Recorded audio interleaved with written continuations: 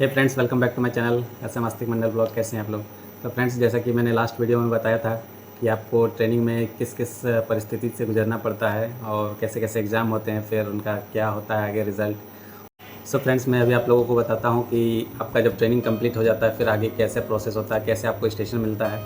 तो फिर हम वहीं से स्टार्ट करते हैं फ्रेंड्स, जहाँ पे मैंने अपना जो लास्ट वीडियो में एंड किया था कि आपका जब ट्रेनिंग कंप्लीट हो जाता है और ट्रेनिंग कंप्लीट जैसे ही होता है फिर आपको जो हेडक्वार्टर होता है आपका जो भी है, जैसे हमारा चेन्नई है डिवीज़न यानी कि DRM ऑफिस, वहाँ पे आपको रिपोर्ट करना होता है। बाकी जो एग्ज़ाम देने के बाद रिज़ल्ट जो है उसके लिए कम से कम लगभग 10 से 12 दिन का टाइम लगता है, कभी कभी 15-20 दिन भी लग सकते हैं रिज़ल्ट आने में, क्योंकि सारा उसका पेपर चेक होता है फिर उसका रिज़ल्ट तैयार किया जाता है। तो जो बीच का जो पीरियड होता है 10 से 12 दिन, मानिए 15 दिन तक का, तो फिर जब आप वहाँ डिवीज़न में अपना रिपोर्ट करते हैं फिर वो जो डिवीज़न है वहाँ का जो कंट्रोलिंग ऑफिसर है आपका, फिर आपको जो वहाँ का आसपास का जो स्टेशन है वहाँ पे वो ट्रेनिंग के लिए भेजते हैं। कभी किसी स्टेशन पे 2 दिन, फिर 4 दिन, इस तरह से करके आपको ट्रेनिंग में तब तक भेजते हैं जब तक कि आपका रिज़ल्ट नहीं आ जाता है। और उसको एक तरह से लाइन ट्रेनिंग कहा जाता है कि आप नॉर्मल जो इंस्टीट्यूट है वहाँ पे और जो वर्किंग है आपका स्टेशन में काफ़ी डिफरेंट होता है, क्योंकि वहाँ पे सिर्फ और सिर्फ डेमो होता है ट्रेनिंग इंस्टीट्यूट में। जबकि आप जब स्टेशन पे जाते हैं वहाँ पे आप प्रैक्टिकली देखते हैं कि कैसे स्टेशन मास्टर अपना काम पूरा करता है और सब उसको ट्रेनिंग दिया जाता है 2 दिन 4 दिन करके हर स्टेशन में। सो फ्रेंड्स, जब आप ट्रेनिंग में जाते हैं जिस भी स्टेशन पे, वहाँ पे आपको जाके उसका जो इंचार्ज होता है उनसे मिलना पड़ता है, फिर वो ट्रेनिंग देते हैं और कुछ जो भी वहाँ के स्टेशन के बारे में बताते हैं, कैसे काम करते हैं, वो आपको नोटबुक में आपको नोट करना पड़ता है। और जब इवनिंग में आपका जब ट्रेनिंग कंप्लीट होता है फिर उनसे सिग्नेचर भी लेना पड़ता है। और आपको वहाँ पे जब डिवीज़न जाते हैं तो फिर वो चेक करते हैं कि हाँ सच में बच्चा वहाँ पे ट्रेनिंग किया है या नहीं किया है। और क्योंकि जब ट्रेनिंग के बाद भी कभी कभी वहाँ पे DRM ऑफिस में भी आपका वाइवा हो सकता है, रिज़ल्ट मतलब पोस्टिंग से पहले। तो एक बार जब आपका ये 15 दिन के बाद जब भी आपका रिज़ल्ट आता है, उससे पहले फ्रेंड्स आपको स्टेशन चूज़ करने का ऑप्शन दिया जाता है। एक फॉर्म रहता है कि आप कौन से स्टेशन पे पोस्टिंग चाहते हैं। तो बेसिकली 3 स्टेशन का नाम वो मांगते हैं कि आप किस किस स्टेशन पे पोस्टिंग चाहते हैं। तो जो भी आपको पसंद है, जहाँ पे आपने ट्रेनिंग किया है या फिर किसी और से अगर आपने सुना है कि हाँ ये स्टेशन में आपको काम करना है पर्टिकुलर, तो आप अपना ऑप्शन दे सकते हैं वहाँ पे। सो फ्रेंड्स, जो आपका पोस्टिंग है वो डिपेंड करता है कि उस स्टेशन पे वैकेंसी है या नहीं। मैक्सिमम ऐसा होता है कि जो भी लोग अपना प्रेफरेंस देते हैं स्टेशन का, बहुत कम को ही वहाँ पे मिलता है। बट किसी किसी खास ऐसे भी होते हैं जब वहाँ पे प्रेफरेंस मांगते हैं और वहाँ पे स्टेशन पे मिलता है। जैसे मेरे केस में जो मैं लाइन ट्रेनिंग किया था वो भी इसी स्टेशन पे किया हूँ, और जब प्रेफरेंस मांगा गया था तब भी इसी स्टेशन का नाम दिया था। बाद में मेरी पोस्टिंग जो हुई वो भी इसी स्टेशन पे ही हुआ है फ्रेंड्स। तो लक होता है कि यहाँ आपको जो आप चाहते हैं उस स्टेशन में भी आपका पोस्टिंग हो सकता है। तो फाइनली जब रिज़ल्ट आता है फ्रेंड्स 15-20 दिनों के बाद, तो फिर वो आपको एक टेम्प्रेरी पोस्टिंग का ऑर्डर निकालते हैं कि आप वहाँ पे टेम्प्रेरी वहाँ पे पोस्टेड होते हो।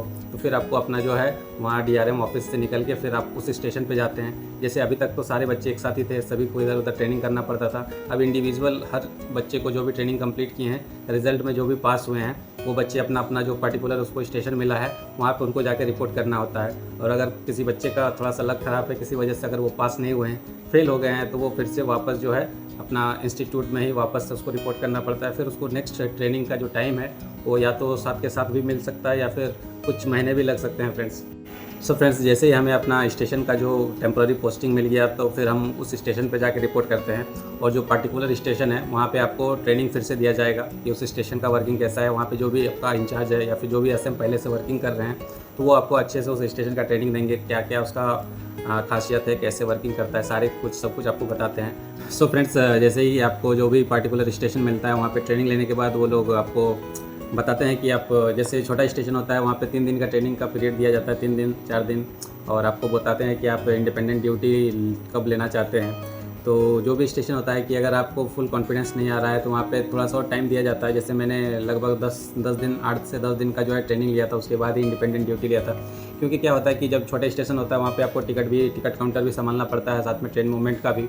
तो आप जब तक ट्रेनिंग में है तब तक अगर आपको समझ में नहीं आ रहा तब तक तो आपके साथ में कोई है तो आपको हेल्प हो जाएगा। लेकिन जैसे ही आप इंडिपेंडेंट ड्यूटी ले लेंगे, उसके बाद जब भी आप ड्यूटी करेंगे, कुछ भी फेलियर हुआ या फिर कोई भी है, तो आपका उस टाइम में आपका कोई हेल्प करने वाला नहीं रहेगा। सो आपको जब तक अंदर से कॉन्फिडेंस नहीं आता है तो आप अपना अच्छा से ट्रेनिंग करके उसके बाद ही इंडिपेंडेंट ड्यूटी लेने का कोशिश करेंगे फ्रेंड्स।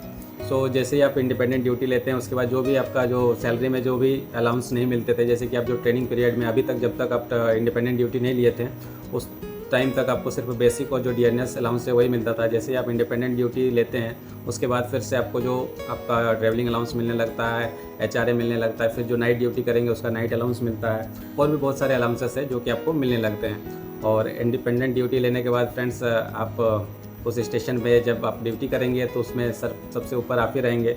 जब आप सिंगल ड्यूटी कर रहे हैं, कोई भी कहीं भी कुछ भी प्रॉब्लम होता है स्टेशन में या फिर कोई भी काम करवाने के लिए, सबसे पहले वो आके आपसे ही बात करेंगे। तो आपको हैंडल करना आना चाहिए। स्टेशन में ऐसा नहीं है कि अगर कोई 4 लोग आ गए तो फिर आपको समझ ही नहीं आ रहा है कि क्या करना है नहीं करना है। तो ये थोड़ा सा आपका रिस्की जॉब है और आपको थोड़ा सा मेंटली और फिज़िकली दोनों तरफ से फिट होना है। ठीक है फ्रेंड्स, बस इतना जानकारी था जो अभी तक का कि आप स्टेशन में इंडिपेंडेंट ड्यूटी कैसे लेते हैं ट्रेनिंग के बाद। इसके बाद नेक्स्ट वीडियो में मैं आप लोगों को बताऊंगा कि स्टेशन मास्टर का एक पर्टिकुलर क्या जॉब होता है, कैसे वो काम करते हैं, किस तरह से डिफरेंट उसको जॉब का सामना करना पड़ता है ड्यूटी के दौरान, कैसे कैसे टाइप का डिफरेंट उसको काम आते हैं और सभी लोगों से कैसे डील करना है, चाहे वो इंजीनियरिंग डिपार्टमेंट हो, चाहे इलेक्ट्रिकल डिपार्टमेंट हो, चाहे सिग्नल वाले डिपार्टमेंट हो, हर से आपको डील करना है। ठीक है फ्रेंड्स, मिलते हैं नेक्स्ट वीडियो में, तब तक के लिए बाय बाय, जय हिंद।